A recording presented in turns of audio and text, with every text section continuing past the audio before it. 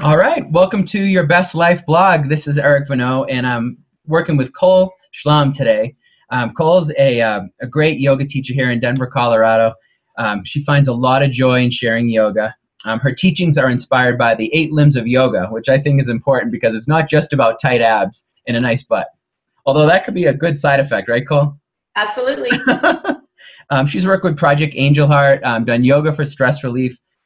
She just was with the Detention Center for Youth, Project PAVE, so no stranger to the nonprofit world and helping others. And she incorporates meditation, mindfulness, and breath work into all her classes. So welcome to the blog, Cole.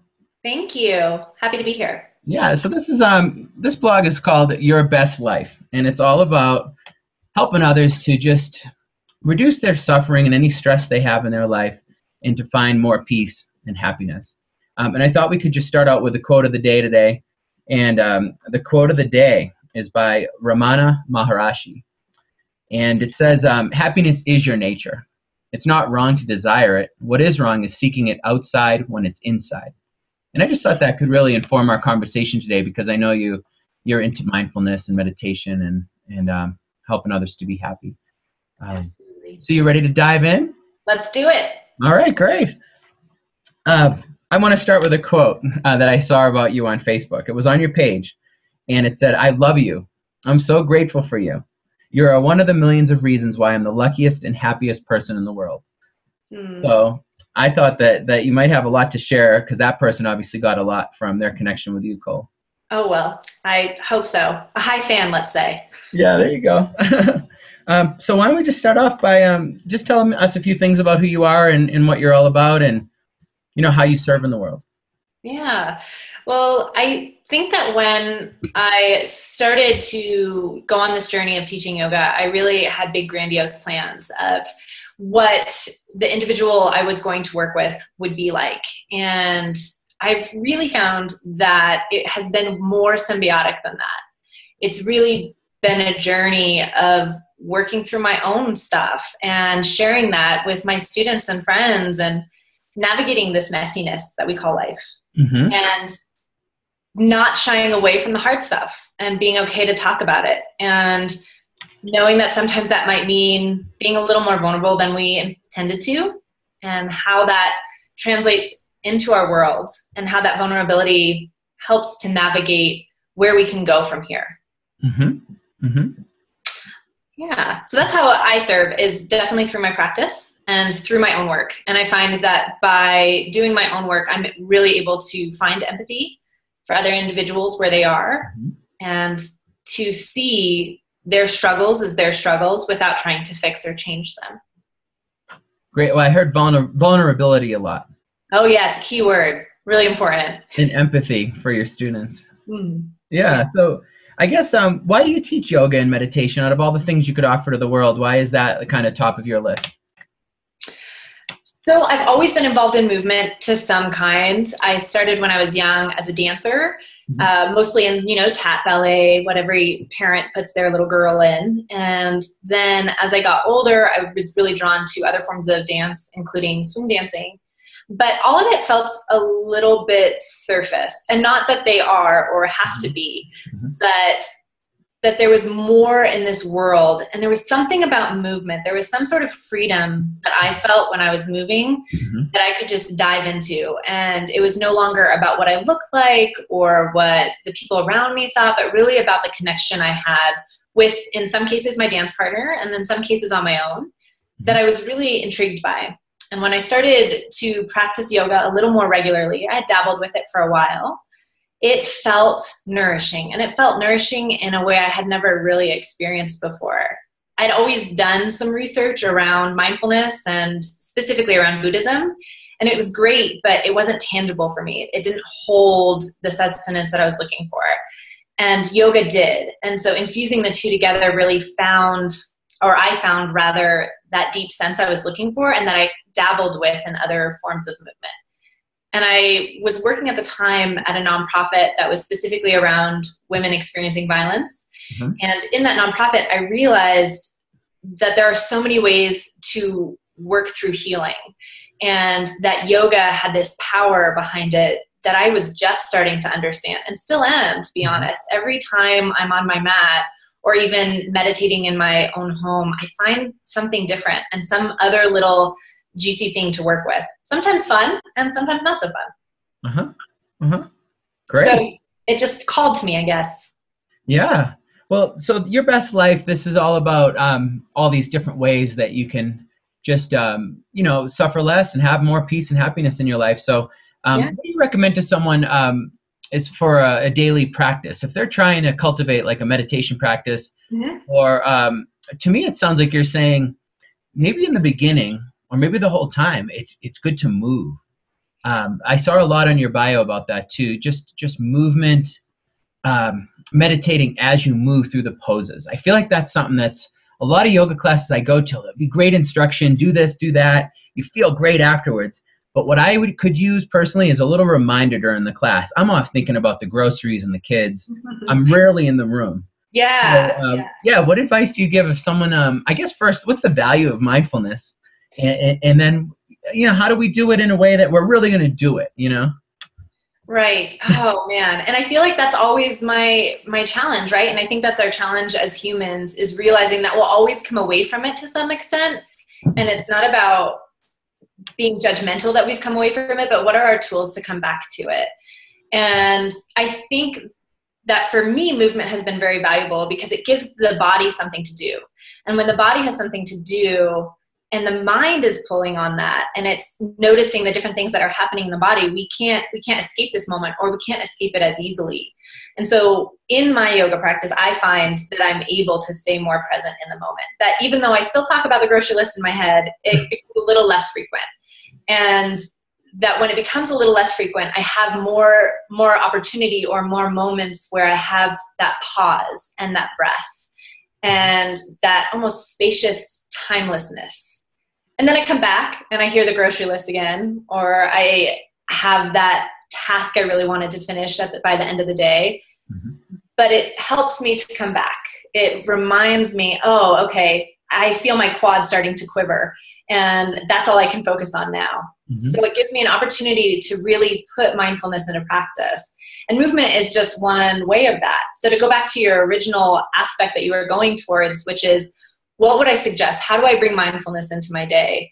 And there's no 100% right for everybody, but what tool works for you? Is it feeling your breath? Is it stopping and just being in that moment and noticing the environment that you're in?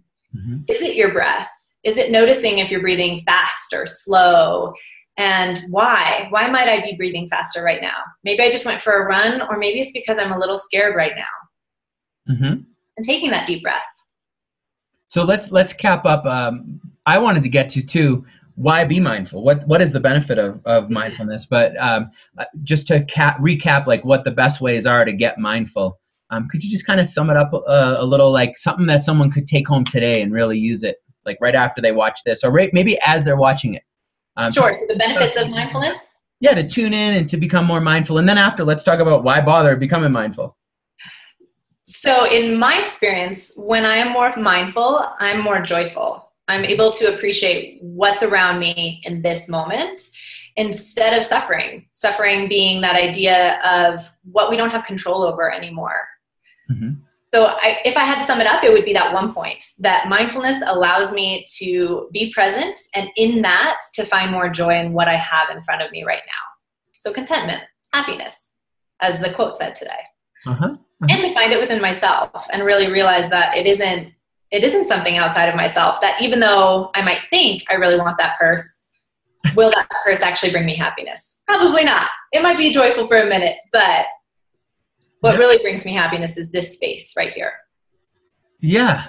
And I'm going to take a second here to close my eyes and take a breath and do a body scan. That's something that I do. You just tune into the body right in the moment. Thanks, Cole. That sounds like you have some Buddhist background there when you talk about the purse and how you might see something out there in the world that you think is going to bring you happiness. And in Buddhism, it's Duka is the word that I've heard. And in English, that's described as suffering. And I think suffering sounds a little bit heavy to a lot of Westerners. Right. Can you describe the difference between, can you describe what you see as Duka in English in a way that everyone can get it? Like, because you said that pocketbook, and it's such a great example of something that we kind of go through life. We wake up in the morning and we're all the same. We all want to be happy. No one wants to suffer. And we kind of go out into the world trying to get stuff that we think is going to make us happy. And we push away stuff we don't want. But it doesn't really create that lasting happiness and peace. You just get those little like, oh, I love this purse, great. But then it's on to the next thing. So how do you describe Duka to someone that, that won't freak them out? Where it's not the word suffering and all eternal. Suffering, yeah. It's almost like that little nagging sensation that maybe we're not living to our highest potential, or wanting something outside of ourselves, or wanting to control the things that feel really big out of our control. Would that be a good description for you? Or I think that's great. Yeah.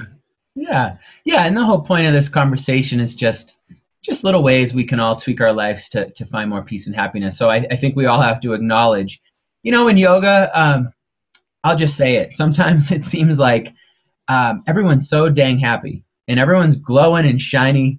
And then I have this Buddhist background where it's almost like, hey, it's like a doctor kind of thing. Like you have to admit there's a problem almost that we're trying to solve. So it's kind of two different ways of coming at it. I don't know. How do you bring those two together? And everyone wants to feel good and I'm great. But also, just because you were running late to class, maybe you like cut someone off in traffic and you're not feeling so great all the time. Do you acknowledge that in your classes at all? Or is it always just happy, happy, joy, joy? Oh, no. No, absolutely not. I feel similarly to you, and maybe that's why it's something I bring into my classes. I want to be honest that I'm not always happy, and that some days I want to cry even when I'm teaching. And to open your yoga mat and the space of a studio to that it's not just about being happy, and that even though you can get great benefits of getting closer towards happiness through yoga, that it's okay to be sad. And even on your mat, if you end up crying the whole class and you just need to cry, that is all good. That space should be safe for you. Vulnerability again. Vulnerability. Yeah. What's really going on? And you create a space in your classes where people can go there. I hope so. Yeah. And what advice do you have for people when they, we don't want to just stay stuck in these more afflictive mental states of sadness or depression or anxiety? What advice do you have to, pull out of those states, but without being rough on yourself and kind of rejecting that part of yourself? Oh man, one of my first teachers started talking about this idea of scaffolding, and that to get to a place that we consider happiness, or maybe our goal is contentment, that if we're in the dumps and we're searching to be happy, to get to happy might be really far away, right? So to go from here to here might be inauthentic. But let's say, what is the next thing from where you are? Let's say I'm depressed, seriously depressed. Well, I can't probably just get to happy. So what would be the next thing from depressed? Maybe it's just a little bit less. And that's just one day at a time, right? So to realize that to get to where we have this ideal of where we want to be, that it may not be the fastest journey. And the first step of that is acknowledging where we are. And to find something in this moment that's a little different. So if I'm feeling depressed, what's the little bit different? What is that little low-hanging fruit that I can hold on to?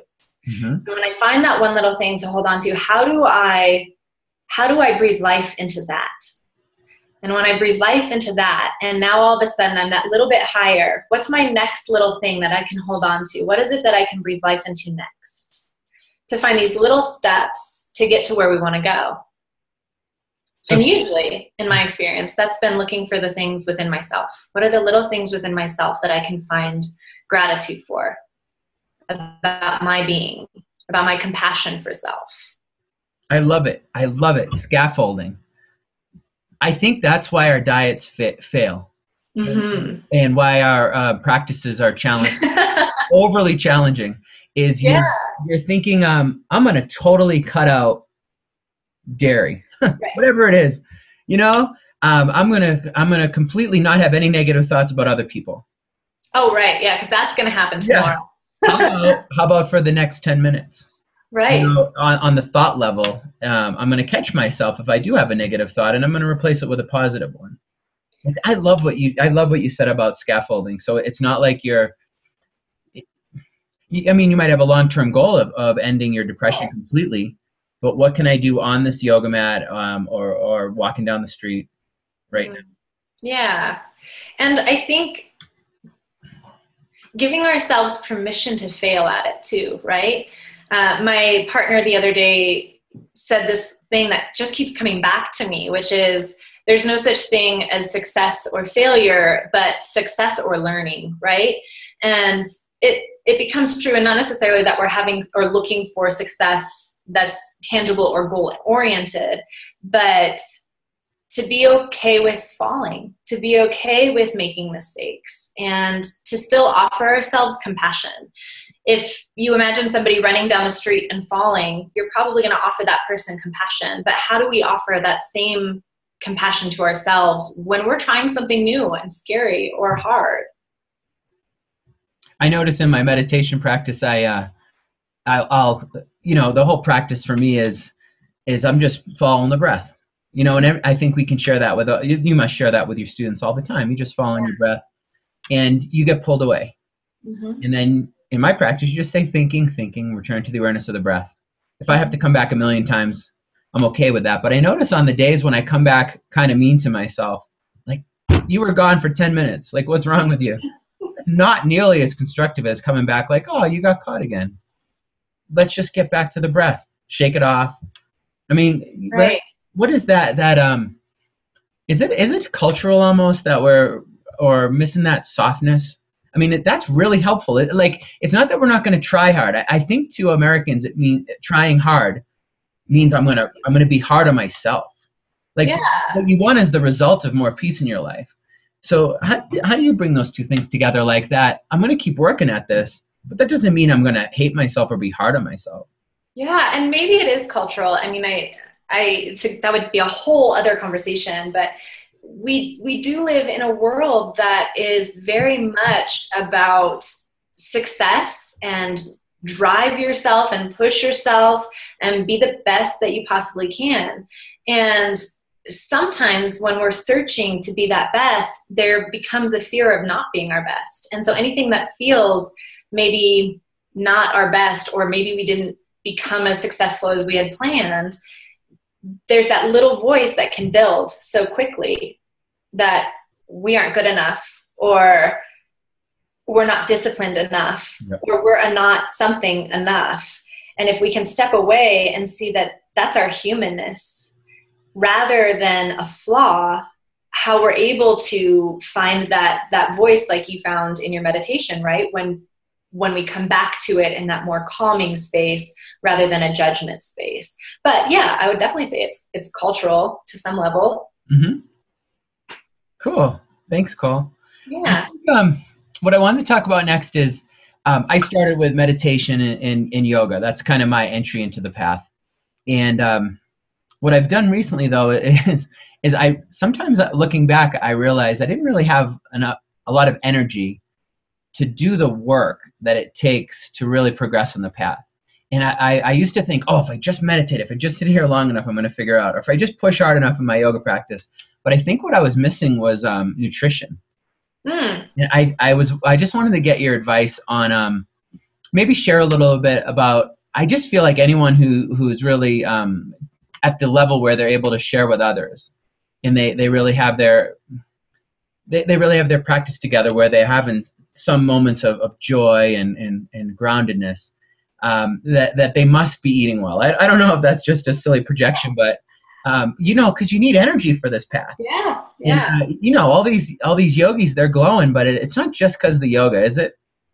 Well, I feel like nutrition might be one of those challenges for all of us to some level. And I feel like all science, it's always growing and expanding in what our awareness of nutrition and health actually looks like. Yep. So what I would say around nutrition is balance, right? And it's kind of like what you were saying about our diets, right? That we dive all in and we cut out everything that might be bad for us. We cut out sugar, we cut out dairy, and then we come right back to it fully because we slowly let it sink back in because we cut it out completely, rather than navigating opportunities where we really want to enjoy that bowl of ice cream and knowing that I'm not going to do that every day, right? Hopefully. We'll see. I'm still working on that.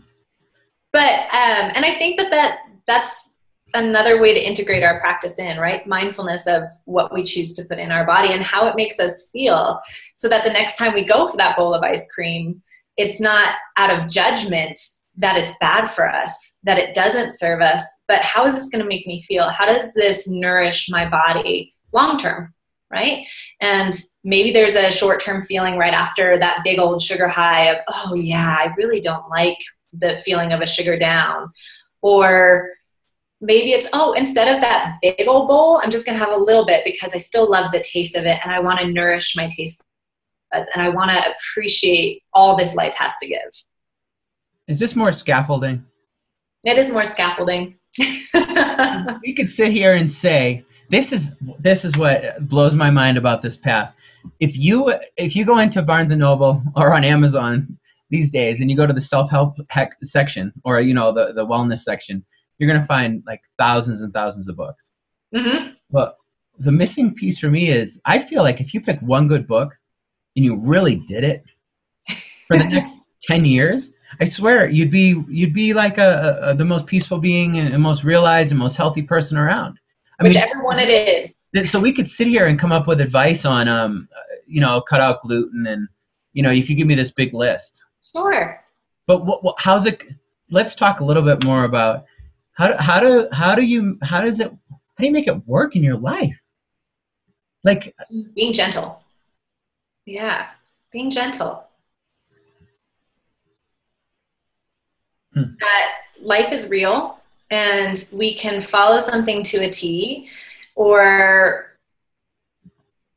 and then maybe the other part really is that same idea of falling off, right? That when we fall off a diet, mm-hmm. or we fall out of whatever goal we're searching for, the judgment that comes in that wave afterwards can be really detrimental to us getting back up and trying again. Mm-hmm. And so let's say I pick up the next big health fad book and I start doing it and I'm really excited about it and I do it great for 4 days. And then at the 5th day, I go home and I fall on my couch and I fall right off.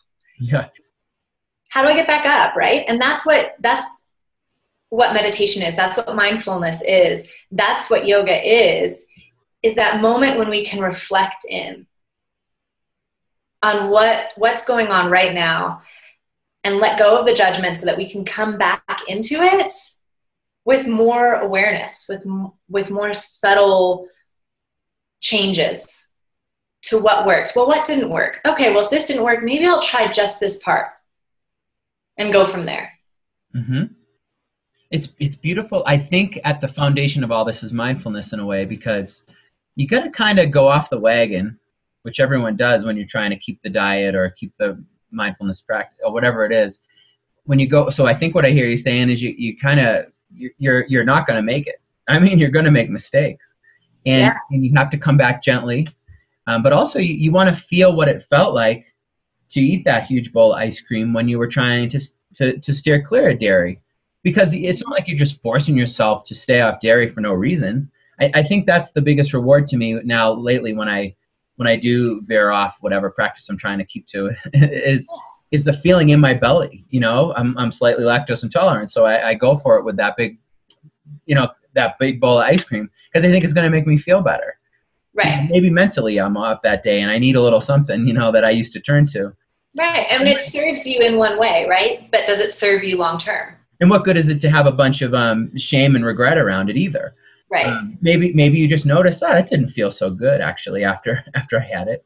And Right. now what's next? And then what? You just keep returning gently to the practice of trying to eat a little better. Right. At least that's what I go with. And some days it feels easier than others. Yeah, great. So I was curious, as a teacher, you're up in front of the yoga class, or in after class, I'm sure people come up to you and talk to you a lot, or they call you up and they start to see you as a trusted advisor, I think, more than just the person that teaches them yoga. Mm. What do you find the biggest obstacles are for your students that are stopping them from living their best life? I mean, everyone wants to be happy. No one wants to struggle. But what do you see, when you look around? What's really stopping people from living their best life? Ooh. I think we stop ourselves a lot. And I think while we talk about our biggest fears being death or spiders or whatever our biggest fears are, that there's something beyond that we have a fear of our own brilliance and our own ability to shine. And that stops us from living our best self. A fear of our own brilliance. It's not that we're scared to fail, it's we're scared to shine. Well, I think that it's both. I think so the fear of failure, for instance, is we might be so fearful of what it would feel like to succeed that we never try that next step, right? But I'm trying to figure out a way I want to say this. Let's go back to the diet situation for a sentence, just for a moment. That after we did 4 days and it felt really, really good, right? There's something that brings us back to not feeling great, right? Because we're almost afraid of what is beyond that. And is it better? Is it worse? We don't really know because we're not there, right? And to see ourselves shine is scary because we're constantly telling ourselves that we're not great or that we're not worth it or that I can't be the version of myself I see. And so if we're saying that to ourselves all of the time, it's hard to let that go, right? It holds on to us. And so I don't think they're mutually exclusive as much as two aspects of maybe the same thing. Yeah. Fear of our own brilliance. I love it.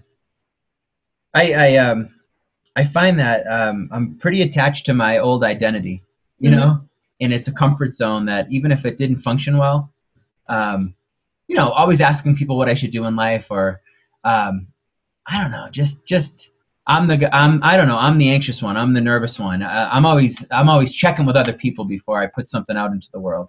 Yeah. So if my goal is to show up more fully and to serve others, it's hard to let go of that because I want, my goal is to help millions of people to be happier. And as I say that out loud, the old Eric's not capable of doing that. But when I let go of that stuff and I tune in, like the quote we said earlier, maybe I'll say it again. Happiness is your nature. It's not wrong to desire it. What is wrong to seek it outside when it's inside. So maybe the first part of my life, I was looking outside for all my happiness. And when I tune inside, I see that we're limitless. I mean, that's when we say namaste at the end of the class, right? Where we know that we're limitless and powerful and complete and pure potential. And that's the part. That's what's going to help others. I think that our old identities that are stuck and fearful and small and limited, and how we say to other people, "I'm too busy." Like you're almost bragging how busy you are and caught up you are with your own life and making your money and just all your concerns, but to really think of others. I think that it's fueled from that space of that spaciousness that we find within. I 100% agree. Yeah. I always end my yoga practice or my yoga teaching with gratitude for self, and to breathe that in. And I end that way very intentionally for the reason that you just said, is when I feel like I'm actually supporting others, it's because I took the time to support myself too. Mm-hmm. And that I am letting that light, that brilliance, that gratitude myself expand. I'm letting that light grow. And when I do that, I am able to create more lasting, more fulfilling change in the world.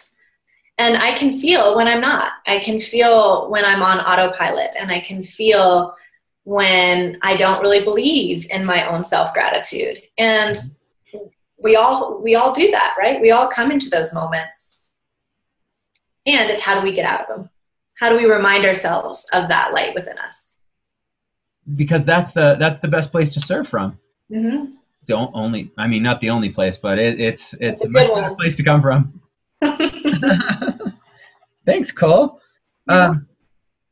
Well, as we're getting towards the end of the show here, I wanted to ask you a question that I'm going to be asking all the guests that come on the show, and I want to credit Dave Asprey, who does the Bulletproof blog. This is the question he asks his guests, but I don't think it's trademarked or anything because it's a pretty basic question.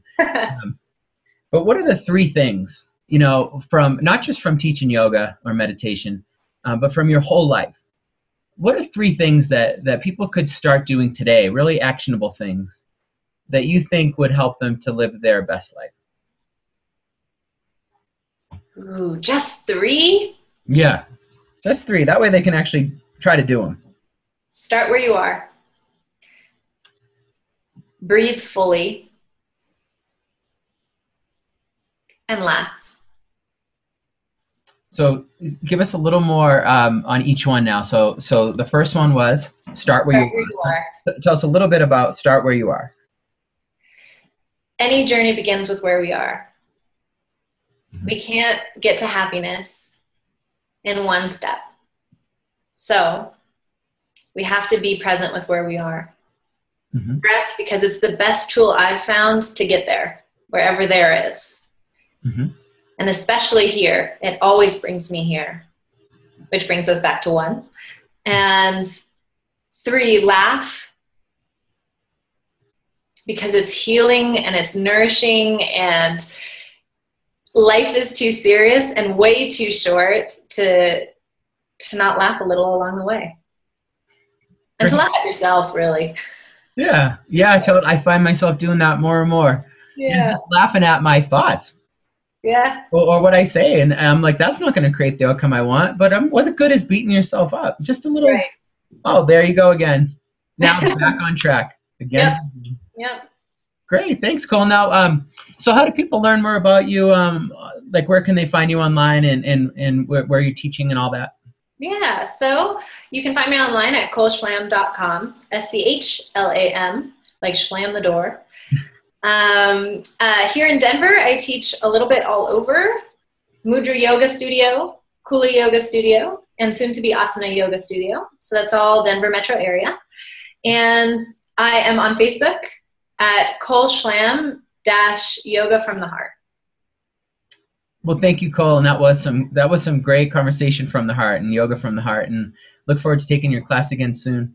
And thanks. Thanks so much for being on Your Best Life. Thank you, Eric.